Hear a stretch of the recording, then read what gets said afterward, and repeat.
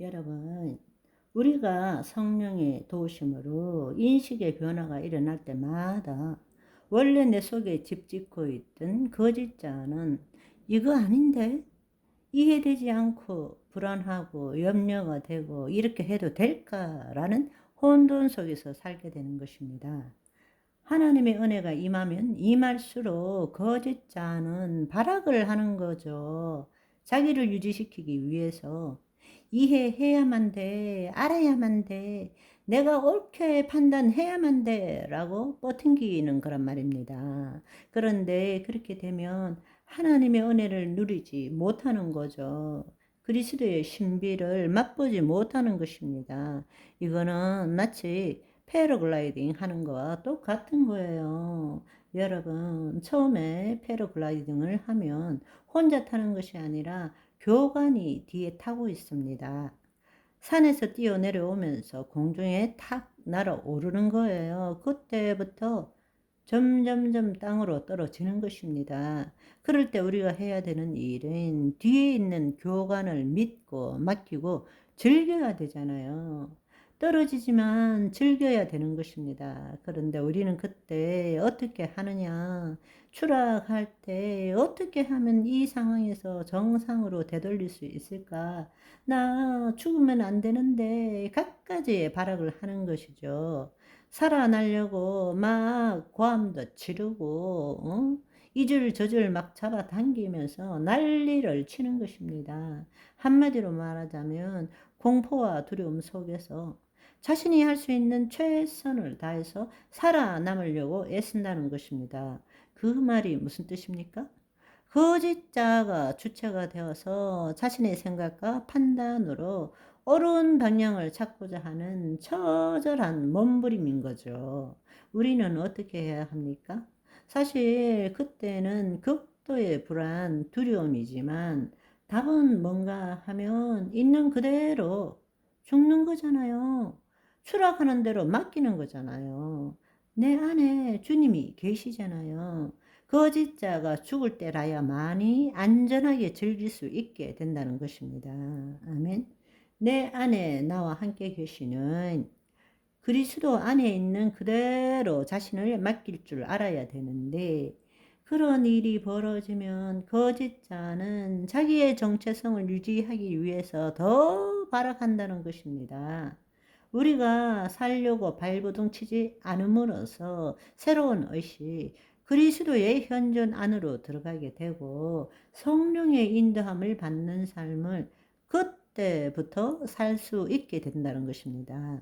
그래서 성경의 말씀에 예수님께서는 하나님 나라 복음을 말씀하시면서 내일 아궁이에 던지우는 들풀도 하나님께서 이처럼 입히시거늘 하물며 너희들일까 보냐 믿음이 적은 자들아. 내 자신을 못 맡긴다는 거예요. 우리가 신앙생활을 하는 것은 내 생각과 감정을 말씀대로 내 생각과 감정을 바꾸려고 애쓰는 거예요.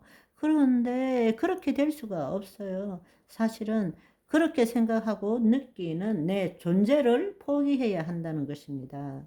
그런데 믿음이 적은 자들아, 열심히 신앙생활을 한다고 하지만 너 자신을 나한테 못 맡기는구나 라고 말씀하시는 것입니다.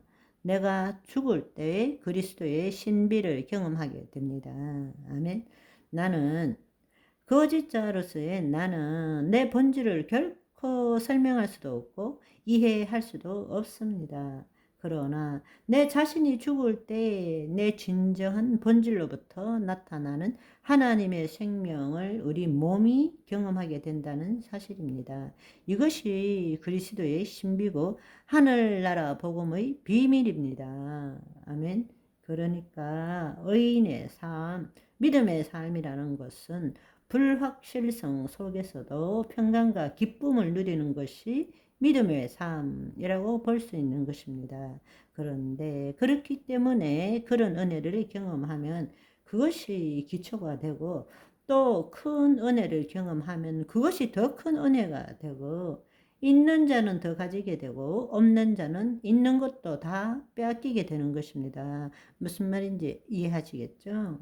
이 비밀을 경험하면 경험할수록 더 깊은 곳으로 나아가는 거예요. 이 현실의 불확실성 속에서도 우리는 요동 없는 평강과 기쁨 가운데서 주의 말씀을 붙들고 살 수 있는 거란 말입니다. 아멘. 신앙은 체험입니다. 체험 없는 신앙은 결코 성숙할 수 없다라는 것을 여러분이 아시면 좋겠습니다. 구원받은 후 대부분의 그리스도인들의 영적 성장은 어떻게 이루어지는 건가? 이것도 중요한 이야기입니다. 여러분, 우리가 처음 예수 그리스도를 영접할 때는 성령의 도우심으로 그리스도의 의식을 경험했지만 그 후에는 다시금 옛날로 돌아가서 거짓자에 묶인 삶을 살아가는 것이 대부분입니다. 그런데 여러분, 한번 생각해 보십시오. 우리가 어떻게 해서 구원을 받았는지. 사실은 우리는 구원을 받고도 논리적으로, 과학적으로, 합리적으로 설명할 수가 없습니다. 오히려 구원을 받고도 내가 구원 받았나? 파론 받았나? 이렇게 의심할 때가 얼마나 많습니까? 그것은 결코 내 논리와 내 해석과 내 이해로 구원받은 것이 아니라는 것입니다. 성령의 도우심으로 말미암아 그 순간에 내 혼이 하나님의 영 안에 거하는, 즉 다른 말로 내 혼이 내 생각과 감정을 붙들지 않고 주는 그리스도시요 살아계신 하나님의 아들이심을 알게 된 거란 말입니다. 아멘. 그렇지만 다시 구습에 의해서 나는 거짓자로 살아가는 것이 대부분이라는 것입니다. 그 말은 거짓자가 주체가 되어서 구원을 받은 것이 아니라는 것을 증명하는 것이죠. 결코 내가 논리적으로 이해를 해서 그러니까 주는 그리스도시요 살아계신 하나님의 아들이라 이렇게 말할 수 있는 것이 아니라는 것입니다. 세상은 알 수 없고 믿을 수도 없는 하나님을 알고 하나님의 자녀로 살게 된 것을 기뻐하며 감사하는 하루하루를 살아가시는 저와 여러분이 되시기를 소망합니다. 바이바이.